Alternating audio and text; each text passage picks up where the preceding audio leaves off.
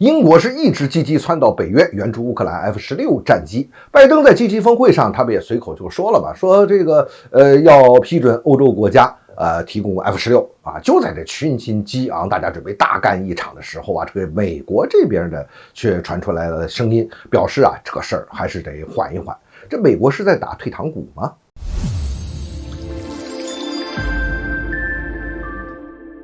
欢迎来到张斌观察，我是张斌。美国媒体啊，在给援助 F-16的这件事开始泼冷水，这现在也不太清楚，这是美国媒体有意放出的一些风声呢，还是说单纯的对这件事进行一些评论呢？美国媒体他提出的理由啊，有这么几个。这第一呢，美国媒体披露，国的官员就认为啊 ，F-16涉及到很多技术机密，如果是被俄军打下来了，那就很有可能这个秘密就泄露出去了，那美国的损失就太大了。第二呢，即便说美国批准了盟友去援助乌克兰 F-16，这数量啊现在也不会太多，就这么点 F-16一旦投入俄乌战场上，起的作用其实也并不太大。你看美国的动力网站和 CNN 等媒体啊都说了，说这个 F-16啊，你只是一种常规武器而已，不会改变战争的进程。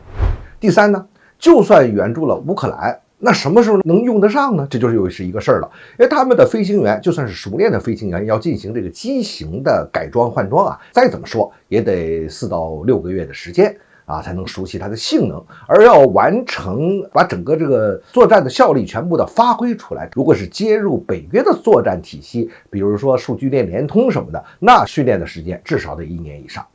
第四呢，和 F-16配套的武器成本那是太高了，而且整个飞机使用起来的维护成本也很高，弄到最后你这钱怎么办？你还是要摊到美国和西方的头上。那美国也担心这个最后别到时候虽然这个飞机是这个欧洲这边给了，然后呢最后出钱的可能又是我们美国，又得给乌克兰贴这么一大笔钱。美国媒体的这些分析呢，说实话也是挺客观的，也确实是这么回事啊。美国在援助 F-16的这个问题上呢，其实它也是有几个盘算的。首先呢，这援助 F-16当然是在美国和北约的计划之中了，但是呢，它是要根据实际情况的呀，要符合政治的需求。到目前为止呢，就这件事而言，还是给俄罗斯制造舆论压力的一个阶段，还没有推进到实质性的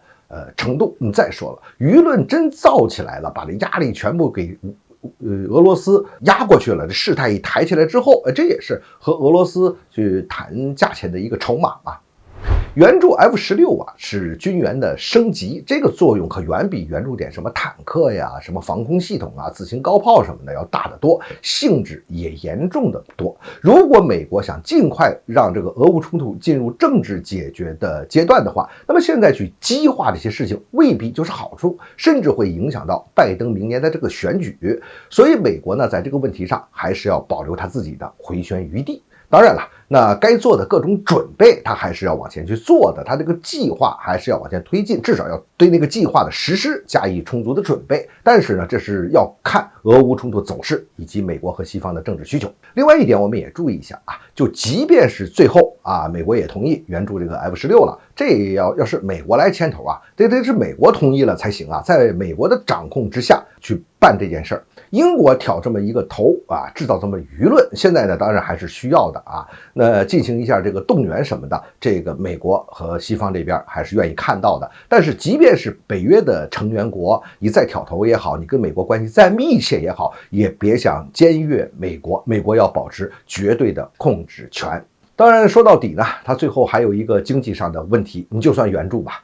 美国也是要让欧洲人走在前面，让别人来出钱，美国可不想过多的自己掏腰包。当然这钱的问题现在来看，目前来讲还不是他重点要考虑的因素。